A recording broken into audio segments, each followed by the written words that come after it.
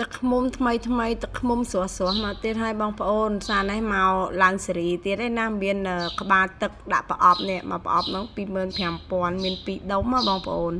ហើយតម្លៃទឹកឃ្មុំនេះកន្លះលីត្រនេះ 40,000 1លីត្រ2ដបនេះគឺ1លីត្រតម្លៃ 80,000 រៀល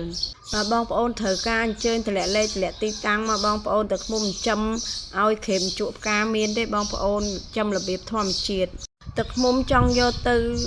បើកម្លាំងឬក៏ធ្វើឱសថក៏ត្រូវដែរអញ្ជើញកុំដាក់លេខវឺតមូនបងប្អូនព្រោះអីខែរដូវផ្កាហ្នឹងវាយិតអស់ហើយចេញក្តាប់ឲ្យមានណោះ